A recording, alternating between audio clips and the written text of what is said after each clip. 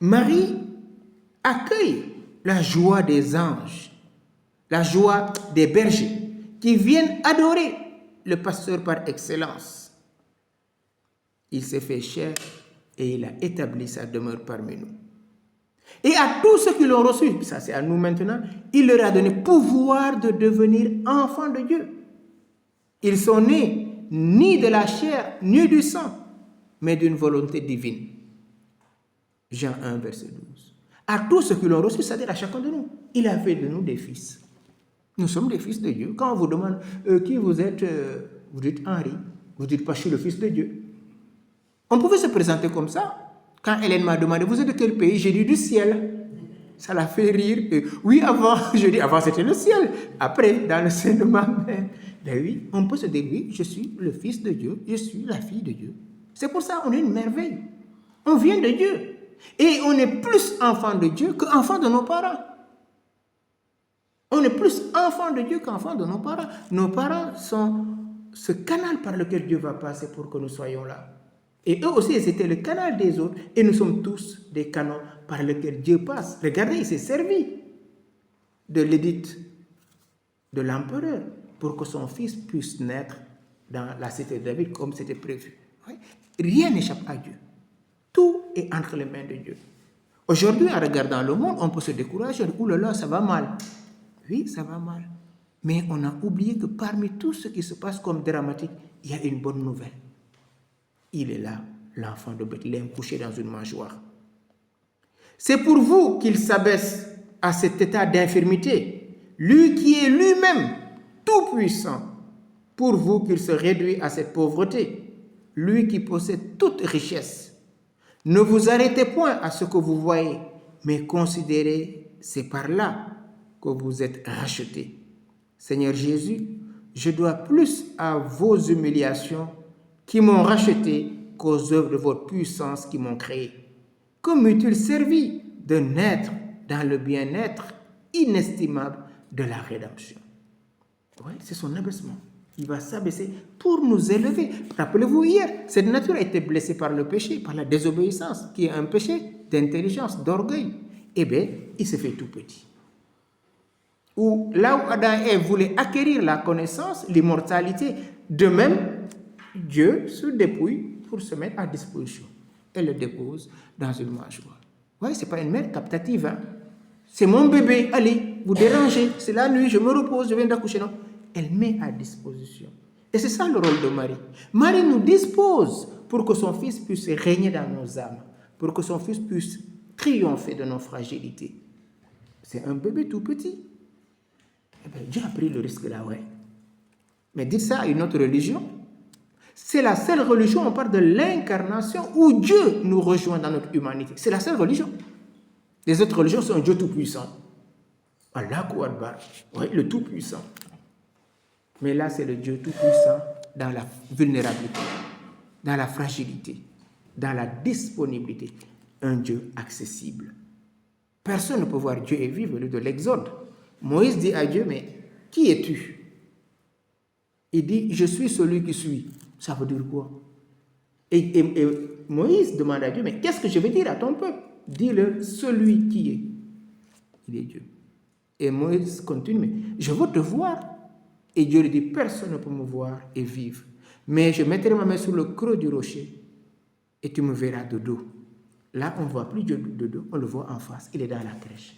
C'est pour ça, à Noël, qu'on va s'incliner devant la crèche. J'ai beaucoup aimé l'oraison d'hier. Hein, que tous ceux qui s'inclineront devant l'enfant de Bethléem, c'est très belle cette prière. Eh bien oui, que nous soyons habités par cette lumière, que nous soyons fortifiés par cette lumière. Jésus sera disponible et sa mère contribue parce qu'elle nous le donne. Elle nous donne son fils. Elle le met dans une mangeoire. C'est une petite parenthèse. C'est pour ça, pendant la communion, c'est bon de demander à Marie de nous aider à accueillir son fils. Parce que la communion, ce petit bout de pain que nous recevons, c'est Dieu. C'est Dieu. Sinon, si ce n'était pas Dieu, il ne pourrait pas avoir de miracle eucharistique. Normalement, du pain ne sort pas du sang, si vous êtes d'accord. Le pain ne peut pas couler du sang.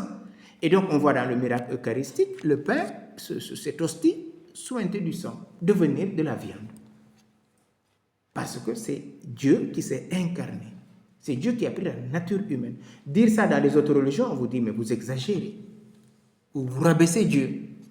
On ne rabaisse pas Dieu, c'est Dieu qui s'est rabaissé pour nous élever, dire à Saint Irénée. Dieu s'est fait homme pour que l'homme soit glorifié, pour que l'homme devienne comme Dieu.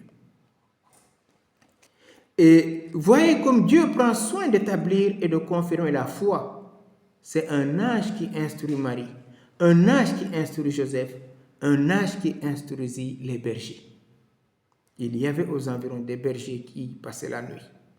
L'ange apparut à Joseph pendant son sommeil comme à un homme qu'il était facile d'amener à la foi. Il apparaît visiblement au berger, plus ignorant et plus grossier. Cet ange ne se rend point à Jérusalem. Il ne s'adresse pas aux scribes et aux pharisiens. Il était trop corrompu et victime de leur noire envie. Mais ces bergers étaient simples et conservaient les habitudes patriarcales et les traditions de Moïse. Or, l'innocence est une voie sûre qui conduit à la sagesse. Dans toute l'histoire de l'Ancien Testament, où les apparitions des anges aux patriarches avaient des caractères si particuliers, nous ne voyons nulle part qu'il ait apparu environné de lumière. C'était un privilège réservé où, au milieu des ténèbres, la lumière s'est levée pour les cœurs droits. Heureux les cœurs purs, ils verront Dieu. C'est la lumière qui nous permet de voir. Hein? Bon, là, il y a le soleil, mais la nuit, si on ne mettait pas le... Vous n'allez pas voir. Hein? Quand vous rentrez dans votre chambre, premier réflexe, c'est... Taf, on touche l'interrupteur pour la lumière. Et donc, Dieu va venir dans cette lumière. Au commencement était le Verbe, et le Verbe était auprès de Dieu, et le Verbe était Dieu. Le Verbe était la lumière véritable qui éclaire tout homme. Le Verbe est la lumière véritable. Et donc, cet enfant, vous voyez, dans tous nos villes et villages, il y a les lumignons, partout c'est allumé. Les gens ont oublié le sens de cela. Est-ce que vous savez pourquoi les gens mettent la lumière partout? Vous me direz, oui, c'est Noël. Ben oui. Mais nous, chrétiens, est-ce que nous n'avons pas perdu la signification? Est-ce que nous n'avons pas perdu? C'est le Verbe de Dieu qui s'est fait chair, qui est la lumière véritable qui éclaire tout homme. Et donc, toute lumière conduit à la véritable lumière qui est Jésus-Christ. Je suis la lumière du monde. Qui me suit ne marche pas dans les ténèbres. Il aura la lumière de la vie. S'il était encore en vie, EDF aurait des problèmes. Je suis la lumière de la vie. Qui ose dire ça? Ben lui seul. Il dit, est-ce qu'une ville située sur une montagne peut être cachée? Ben non. Chez moi, on dit quand vous avez une plaie ici, vous ne pouvez pas la cacher. Hein? Sur le front, vous pouvez cacher partout sauf ici. Hein? Eh bien, une ville située sur une montagne ne peut pas être cachée. Donc, cette ville, c'est chacun d'entre nous. Depuis notre baptême, nous sommes lumière. C'est pour ça, à chaque baptême, on remet le siège qu'on allume sur le siège pascal et on donne aux parents et marraines pour que garder la foi de cet enfant. Cette lumière, c'est Jésus-Christ qui vient éclairer tout homme. Tout homme. Ce n'est pas seulement les baptisés, tout homme. Parce qu'on a ce qu'on appelle la loi naturelle. Et cette loi, personne ne peut l'enlever. Elle est en moi. EDF peut faire la grève. Il y aura les ténèbres partout, sauf dans mon cœur. Parce que c'est le siège de l'amour de Dieu qui est lumière. La lumière, lui, dans les ténèbres. Et les ténèbres ne l'ont pas reçu. C'est quoi ces ténèbres? C'est le monde du péché. Vous voyez, il n'est pas allé dans les palais, hein, il n'est pas allé à la ville. Il est allé chez les bergers. Et après, on verra plus tard, il va aller jusque les manches plus loin, l'universalité, ce qu'on fêtera l'épiphanie. Donc, Dieu sera accessible et disponible. Pour qui? Pour les cœurs purs, pour les cœurs qui sont prêts à l'accueillir. Et tous ceux qui l'ont reçu, il leur a donné pouvoir de devenir enfants de Dieu. Ils ne sont pas nés de la chair, ni d'une volonté humaine, mais d'une volonté divine. Et cette lumière, nous l'avons reçue depuis notre baptême. Les ténèbres en nous veulent engloutir cette lumière. Les ténèbres en nous, c'est le péché. C'est le péché qui fait que d'un coup, on est là, on est pris, on est saisi par le mal. Et en chacun de nous, il y a une part de ténèbres. C'est bon de le reconnaître, mais en le reconnaissant, on laisse advenir la lumière. Et plus nous marchons dans la lumière, et plus les ténèbres reculent, jusqu'à notre être tout entier devienne transfiguré. La transfiguration. On dit son visage devint comme le soleil et ses habits comme ça, la lumière. C'est comme ça qu'il est. Et nous sommes appelés à être transfigurés, c'est-à-dire à laisser transparaître en nous la lumière. Ah, mais oui, vous êtes rayonnante ce matin. Ah, mais oui, vous êtes rayonnante, Corinne. Ah, mais vous êtes rayonnante, Hélène. Eh bien, ça se voit. Nous, on ne voit pas peut-être, mais les autres voient. Waouh, Henri, vous êtes lumineuse. Ah, bien, on sort de Corbara. On était en retraite. Ah, ben oui, quand Jésus descend du Tabor, eh bien, même Moïse, quand il descend de la rencontre avec Dieu, eh bien, il mettait un voile parce qu'il était éblouissant. Les Hébreux avaient du mal à regarder Moïse, il était obligé de mettre un voile. Eh bien, nous, en présence de Dieu, nous laissons cette divinité, nous laissons cette lumière rayonner. Mais les ténèbres en nous veulent diminuer, non. On avance vers Dieu. Et c'est ça la crèche. On va nous incliner devant la crèche pour laisser en nous jaillir cette lumière. Laisser jaillir l'amour que Dieu a déposé dans nos cœurs par le Saint-Esprit qui nous est donné. Et Marie et Joseph sont là. Ils entourent le premier-né, c'est-à-dire, ils vont adorer l'enfant Dieu. Et c'est ça Bethléem. La maison du pain, c'est les boulangers, quoi. C'est les boulangers avant les boulangeries. Et donc, ils mettent à disposition leurs enfants.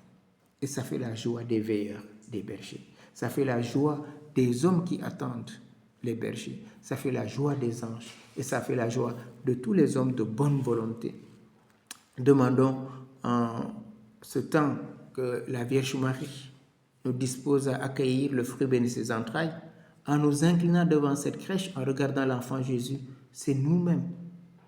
C'est nous-mêmes, parce qu'il se fait notre frère, il se fait l'un de nous, et il veut que nous soyons nous aussi mis à disposition les uns à l'égard des autres, pour que nous devenions aussi un sacrement, pour que nous devenions aussi un chemin de rédemption les uns les autres, un chemin qui conduit à Jésus.